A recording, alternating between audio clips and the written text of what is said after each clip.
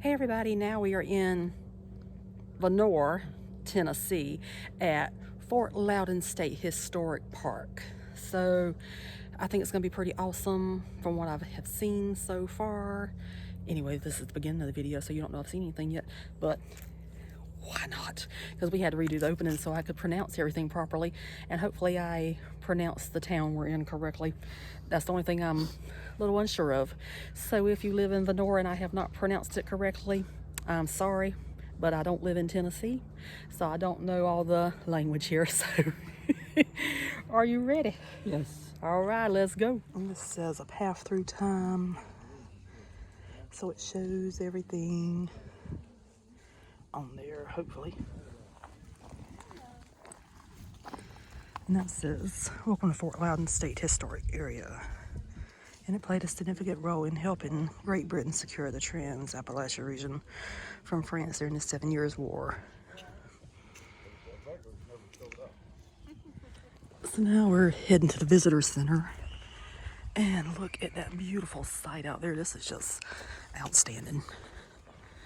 And I believe the sign said that is Tellico Lake, which probably means I'm near the Cheryl Hollis Skyway. And I did not know I would be that close to that, so I did not plan for that on this trip. But maybe next year.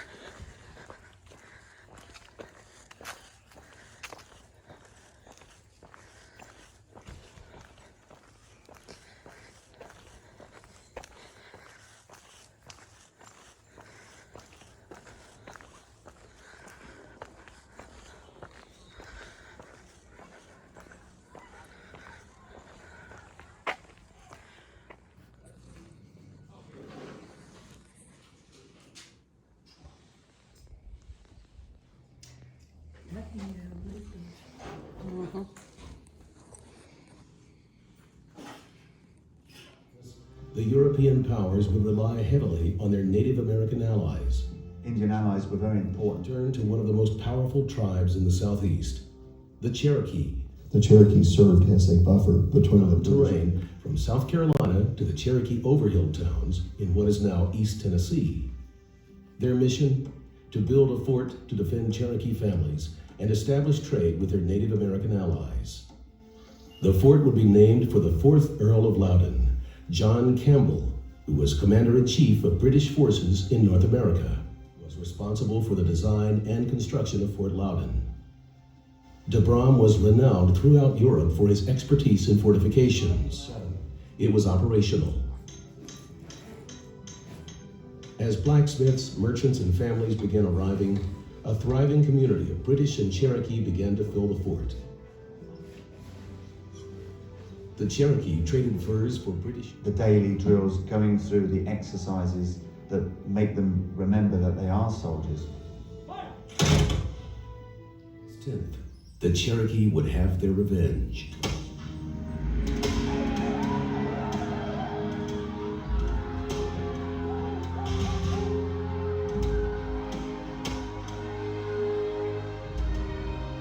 Some soldiers and civilians escaped the attack. Others were held for ransom or integrated into the tribe. Captain once again called upon Attakullakulla for his diplomatic skills. His negotiations would eventually lead to a peace treaty with the British. In 1762, British emissary Lieutenant Henry Timberlake was sent to the Cherokee Overhill towns. But as he explored the area, Timberlake found Fort Loudoun deserted and in ruins. In 1763, the Treaty of Paris ended the French and Indian War. England had become the dominant power in North America. But the conflict at Fort Loudoun would forever change the relationship between the Cherokee and the white settlers who would continue to push westward.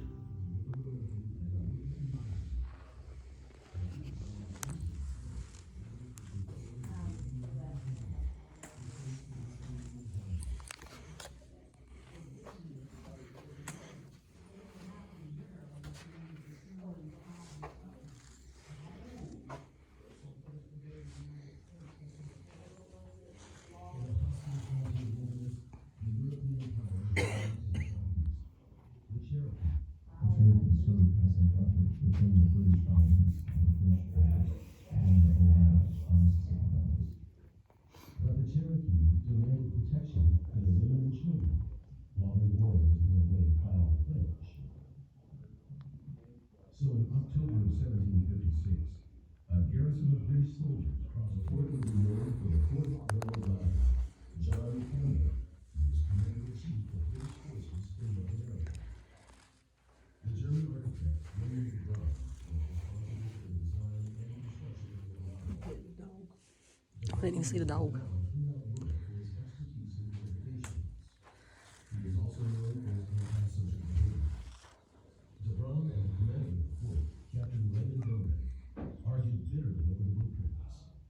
Delray believed the plans were a surviving community of British and Cherokee behavior for the fort.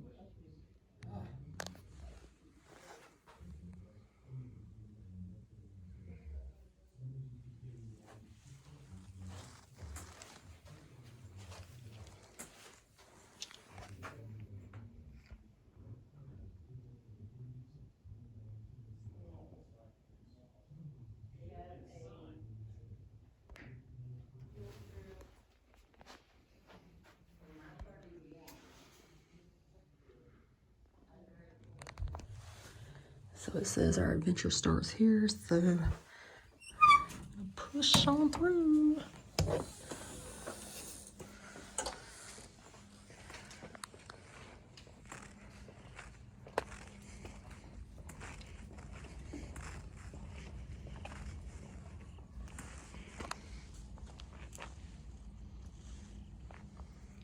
So that says Fort Loudoun has been designated a registered National Historic Landmark.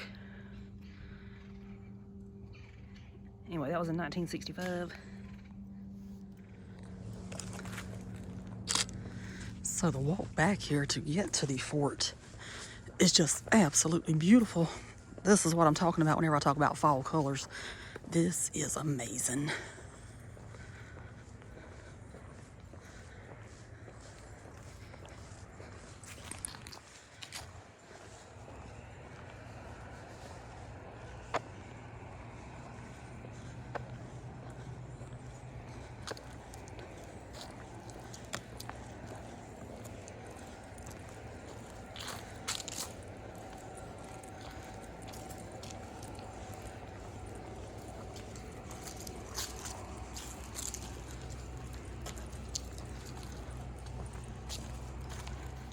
So this beautiful piece of stone right here says Fort Loudoun, constructed by the English 1756 to help win the valley of the Mississippi, captured by the Indians under French influence 1760, marked by the Tennessee Society of the Colonial Dames of America in 1917.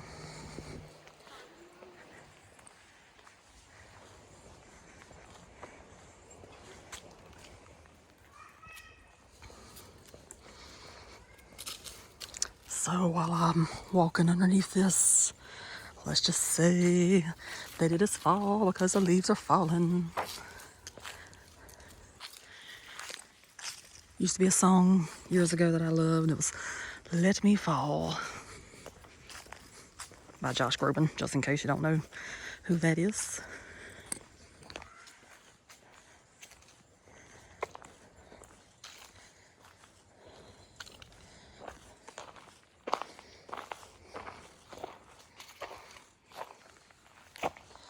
So this right here says Tellico Blockhouse, 1794 to 1807, a U.S. Army fort in the Cherokee Nation. The ruins visible across Tellico Lake are those of the Tellico Blockhouse, built by the young U.S. government 34 years after the fall of Fort Loudoun. Before the blockhouse was built, the southern frontier was patrolled by local militia units. After several skirmishes between the Indians and the militia units. These Cherokee that worked to establish peaceful relations with the young federal government asked for a blockhouse or a fort to protect them from settlers. When completed, a small garrison of regular United States Army troops were stationed there. In 1796, a factory or trading post was established so that the Indians could receive fair exchange for their animal skins and be taught agriculture and mechanical arts. Also, for a time, the blockhouse served as headquarters of the Indian agent for the U.S. War Department. Tour the ruins of the blockhouse complex and recreate for yourself both the physical appearance of the fort and the rigors of life on the frontier. The blockhouse may be reached by a short access road just north of the bridge over Tellico Lake on U.S. Highway 411. So I don't know if you can actually go to that or not, because on the website it says it's currently closed, so I don't know. So we shall just look at it this way, and you can just imagine that you're over there. Even though I was pretty excited whenever I did see the sign off the road, I was like, ooh, there's something else we can go to, but I don't know. I looked it up and it said it was closed, so I don't know. If you live here, you know I don't. So we got to take a moment to appreciate this tree right here. Now, I love fall, so that's the only time I can say I love the color orange, even though some people have noticed the color of these shoes in these videos now. But I wanted something that stands out. However, I'm not a Clemson fan, so the orange is not for that reason. But look at the fall colors on that tree. Oh my Lord, that's probably some of the best we've seen so far. And she's not a Clemson fan either, but she's got on an orange shirt. But she's a Gamecock. We may not need to say that too loudly since we're in Tennessee, because Tennessee's orange. They got the Volunteers here.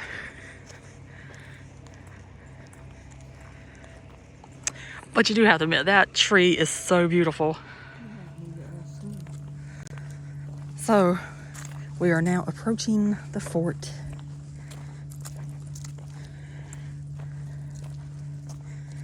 And this is the Sally Port.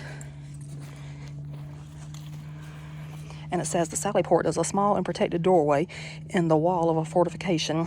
Though much smaller than a standard gate, it allows troops to sally or move out of the fort to harass isolated and vulnerable attackers before retreating back into the fort without compromising the defensive strength of the fortification. Targets for these raids included tools which could be captured by the defenders' enemy works, such as trenches and mines, and the laborers who were constructing the siege works.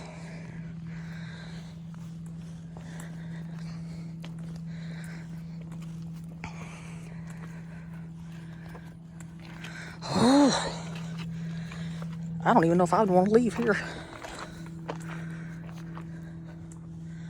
This is beautiful. Better question is, how do you get down and get back up? Because, as we all know, we do not handle mountains well at all. So if you hear us out of breath, you'll know what happened.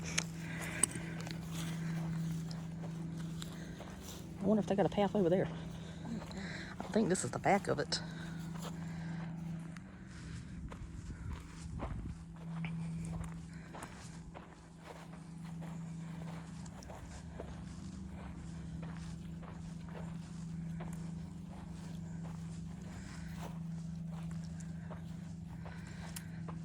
Oh. You want to go down and I can stay where I'm at? Whatever. If you want to look at it from up here, I can look at you might have to throw your cane down to me so I can get back up. But I'll try. Right here and look at it. That's pretty straight here. Yeah. If you can't get up, we'll struggle to get up together. This is so beautiful.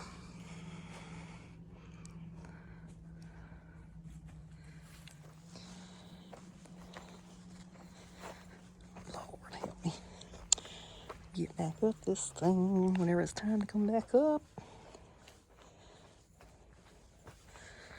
So I'm guessing that this means you can walk in here.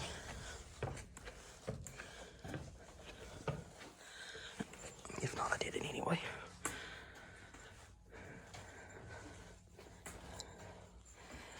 And you know, that would have to itch. They got straw down there.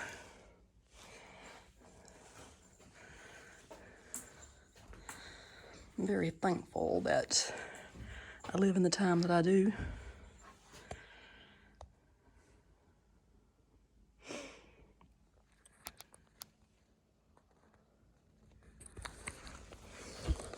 It makes me itch just looking at it. This is beautiful.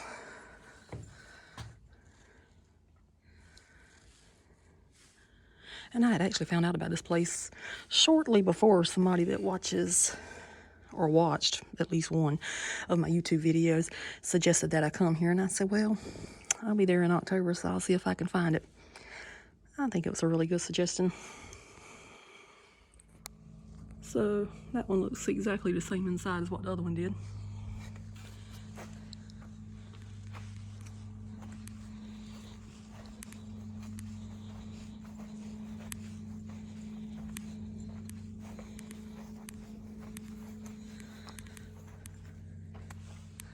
That one is slightly different. They got something hanging from the ceiling on that one.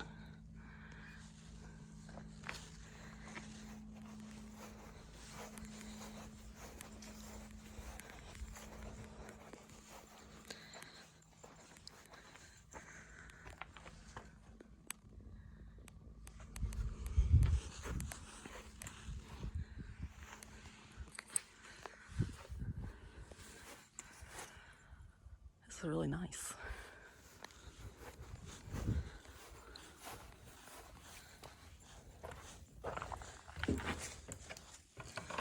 Ooh.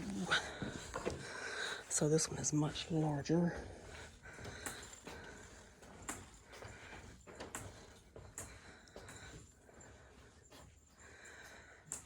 So they could fit a lot of people in here on this one.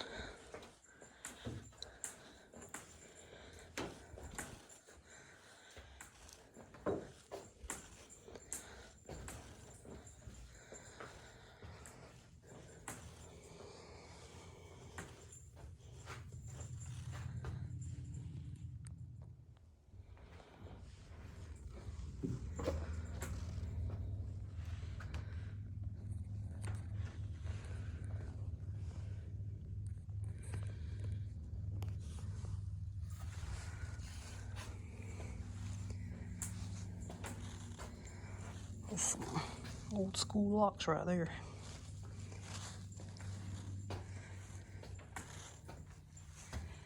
I don't know if they put their clothes there or what they put on there. I don't know.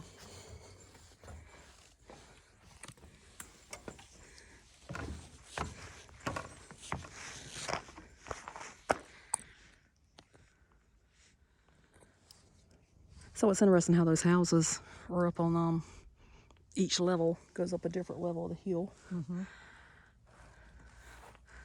All I know is you have to be in pretty good shape to do all that. That means you wouldn't overweight. I know, but we are in today's society.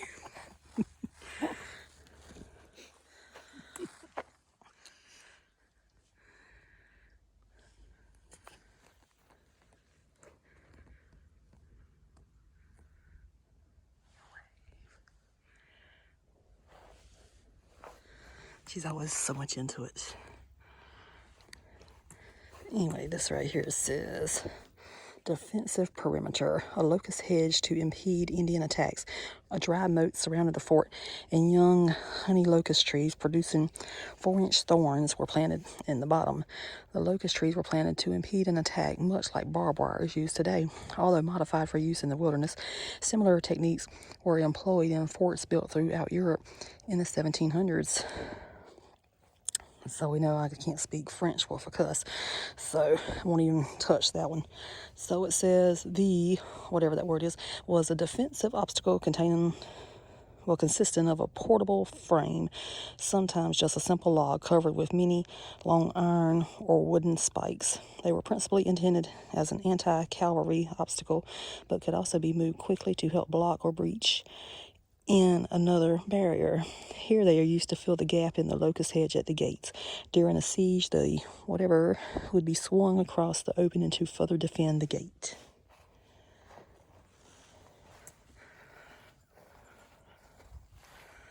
So.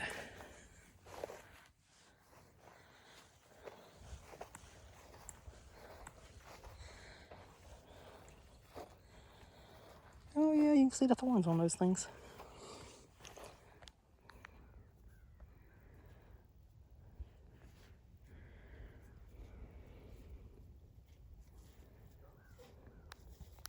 So this is the view from the fort. It's amazing.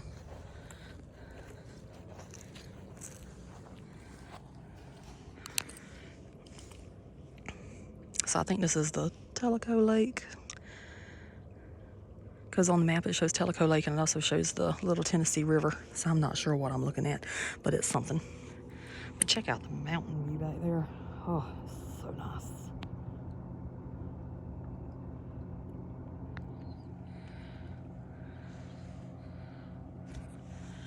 And that shows where the fort is compared to this. I mean, it's like right there.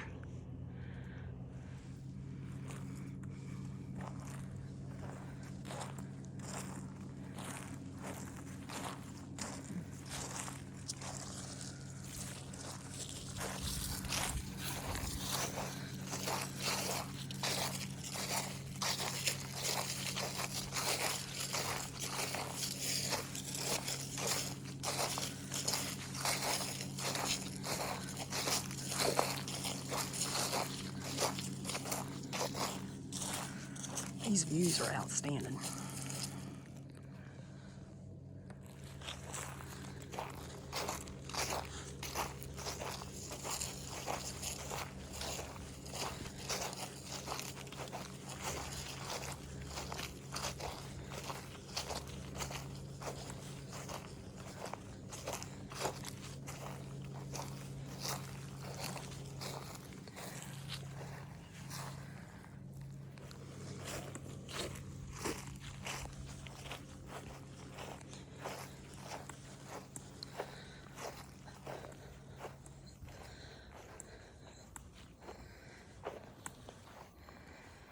So this says Tuskegee.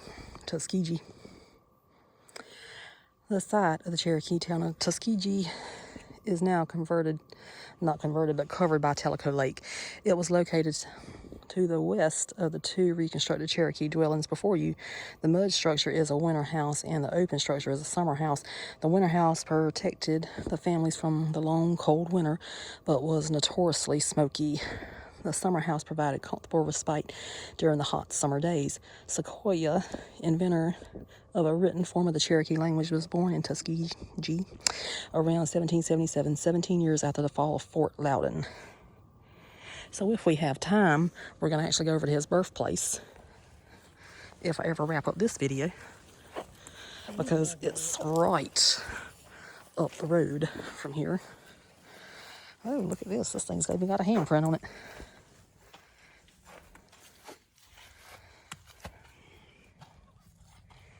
So I'd like to say, either the people were short, or they built this thing short. They had to duck their heads to go in. I am not extremely tall, but I'm fairly tall.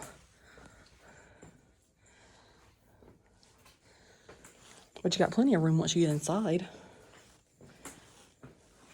And you got a fire pit in the middle of the floor.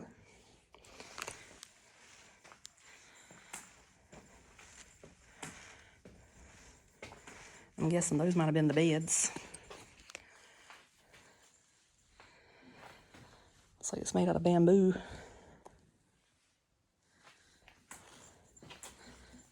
This right here is made out of bamboo.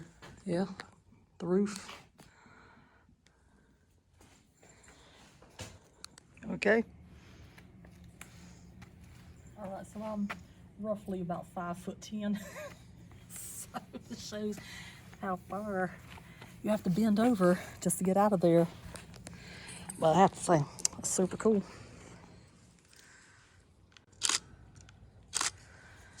All right. So we went in the winter one.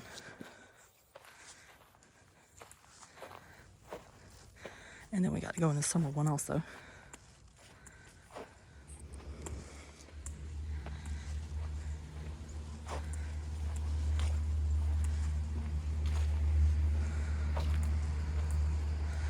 So the summer one can walk through with no problem.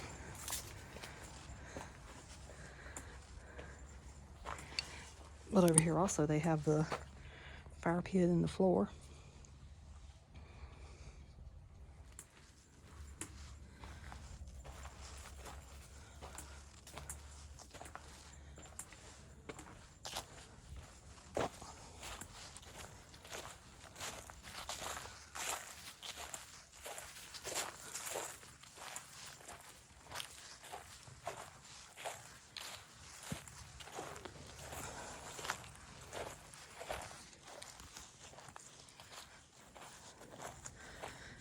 This is so pretty. That's some good fall color right there.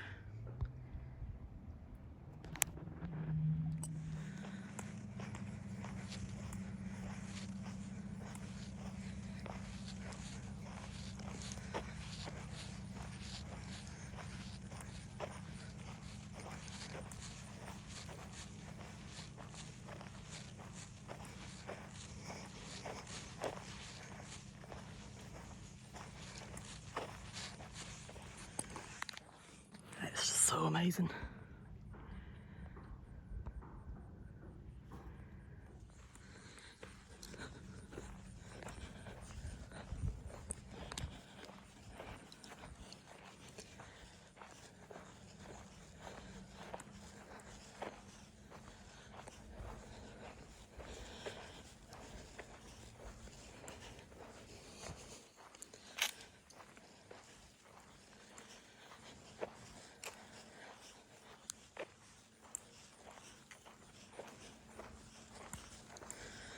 It says Rivergate that way. But it looks like we can come back in the way we went out a while ago. But let me go read the sign over here real quick. That's where I was hid.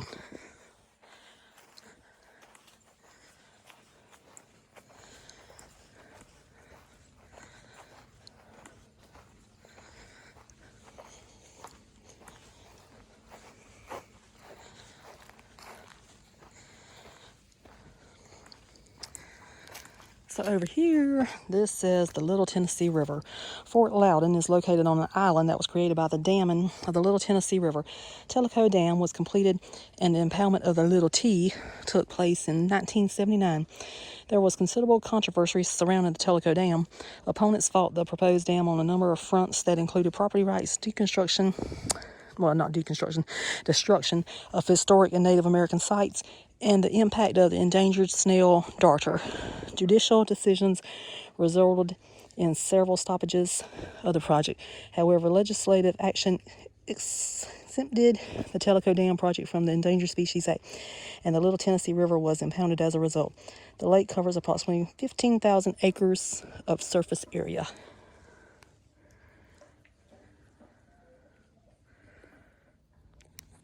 Alright, so now there's another sign for me to read in this direction.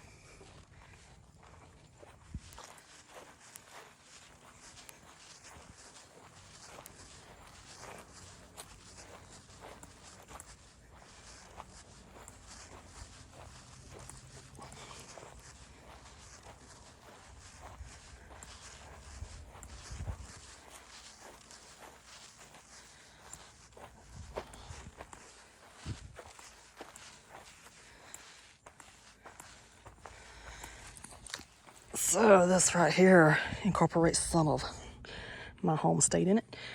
And it says from this gate to Charlestown, 450 miles of rugged trails, horseback trains laden with vital supplies, food, iron ingots, and gifts for the Cherokee passed through these gates. There were no roads over the mountains, only footpaths and trails. This made the transportation of supplies and information difficult and slow. It was approximately 30 days journey from here to Charlestown by foot. And so nowadays, you can get from Charleston to here probably about 7 or 8 hours or less. Depends on how fast you drive.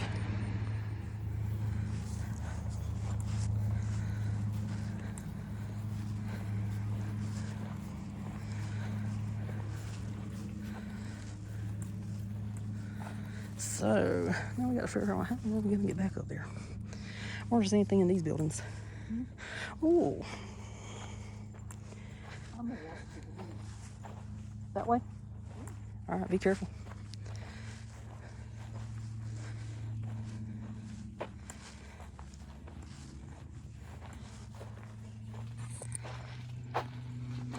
So that's an old oven. People now probably bake bread or pizzas in it, one or the other. Hope she makes it up that hill okay, because I got to go up myself.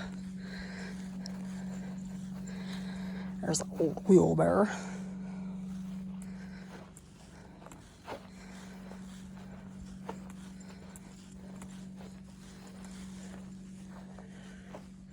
Looks like she's making it up there probably better than what I will.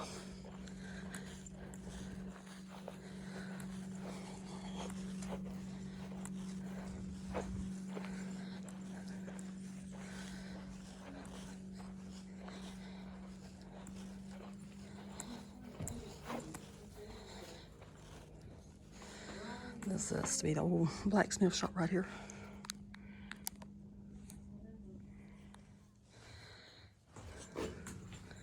And this is another shop of some kind.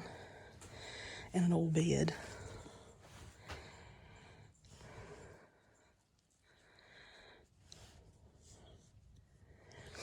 And there's a story that goes by that bed, but I cannot think of it right now. But I know it's got something to do with tucking you in and everything.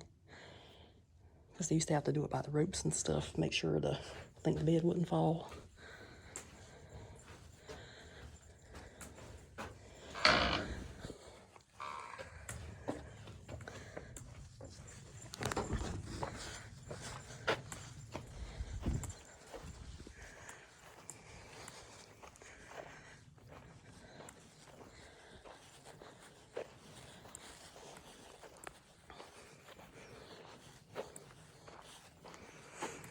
If I had to guess, in my opinion, this is oil. It's the only thing that makes logical sense. Especially having that cover on it like that.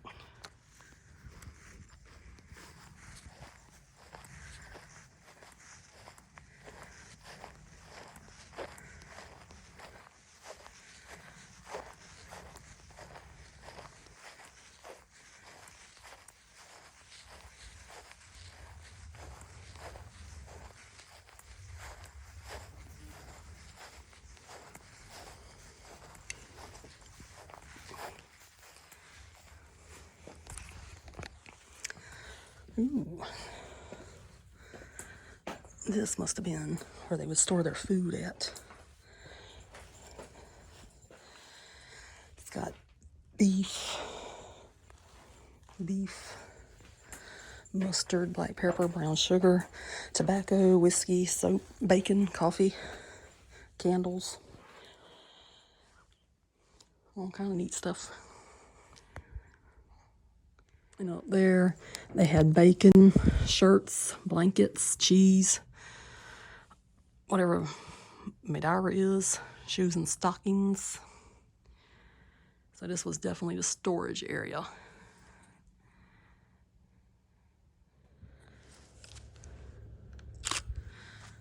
You know, a logical person probably would have went in that building a while ago whenever they were over there. But I don't do logical things, unfortunately.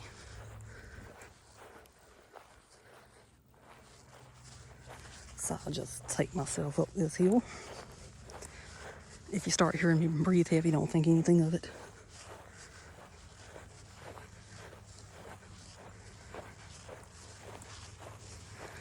I either live or die.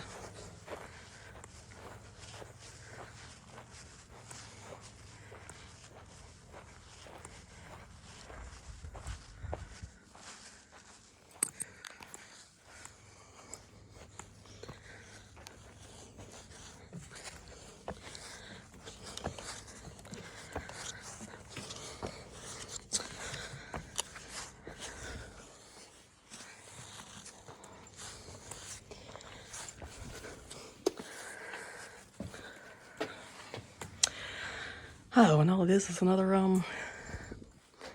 bunk area. But if I wouldn't have walked over here, we would have always wondered what was in there. Now we know.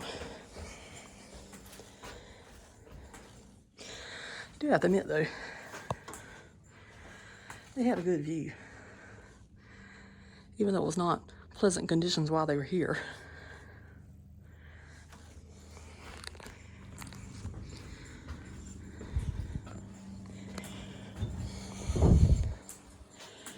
Alrighty. Let's go back down.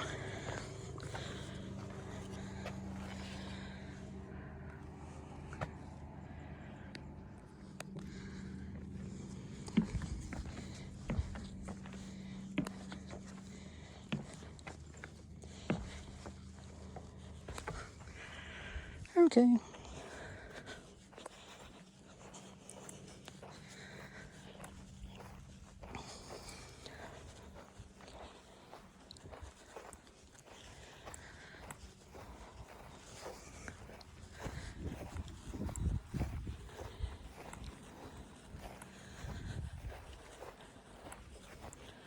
I don't know which way's gonna be the best way to go back up there. I have a hard enough time walking on flat land, much less this.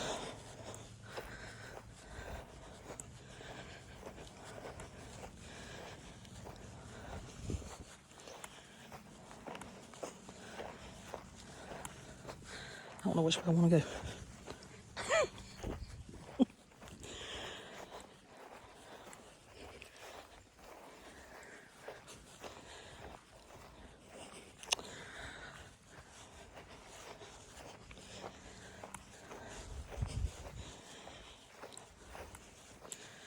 Maybe this way would be the easiest way, I don't know. We'll see. Oh.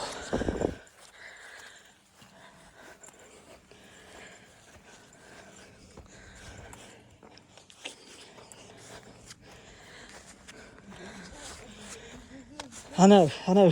I'd be in shape if I lived here. Instead of the flatlands of South Carolina.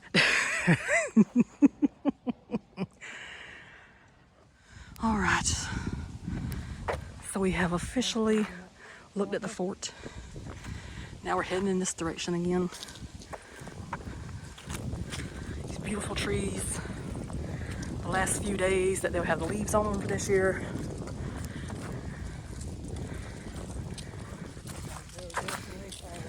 Yep.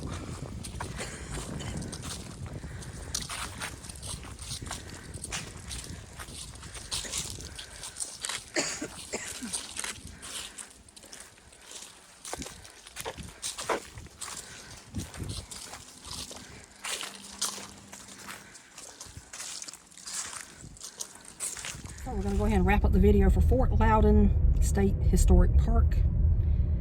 I believe this was a good place to come. How about you? Yes. Oh, it's top notch. Them hills are something else. The hills were a little bad. However, We made it up. we made it. We made it down and came back up. I don't think that I did any strangulating for breath on this video. If I did, I haven't heard it yet, but I'll hear it whenever I watch it. But anyway, other than that, I think it was a wonderful, wonderful stop. I'm glad we came over and saw it because we are visiting the Great Smoky Mountains this week. But you know, sometimes you just got to get out the mountains and come to other places. And this is near the mountains anyway. You see the mountains out there across the lake or river, whatever it is out there. But totally beautiful. So since Mom is concentrating on her other thing, I don't think she's going to say it, so I'm going to say it. Drive. She is driving. So if you enjoy and you have not yet subscribed yet, please subscribe. It's free. It takes a half a second of your life. Then you don't even have to watch any more videos if you don't want to, but whatever your heart desires. And you could ring that little notification bell so you can get a notification anytime we do another video. Or you could like the video, comment on the video, whatever your heart desires. Anyway, we're going to our next location, which somehow is going to tie into this one because it did talk about Sequoia back there. Hopefully I'm pronouncing that right as well. If not, You correct it. I will correct it whenever I get to the next place if they tell me how to pronounce it. But I believe that's how I've always learned how to pronounce it whenever I was in school. However, I did go to Southern school, so I'm may not be pronouncing it right. However, we shall see you in the next video. Bye for now. Bye. If I can get the thing to turn off, of course. And yes, I'm going to leave that in there. Here's a marker at the road. It says Fort Loudoun, 1 mile east, is a replica of this fort built 1756-57 by South Carolina provincial troops to check the French and strengthen the English influence in the Mississippi Valley. It was besieged by the Cherokee and surrendered August 7th, 1760. And on this side was the official welcome sign to Fort Loudoun State Historic Park that was established in 1977 that we totally missed whenever we were first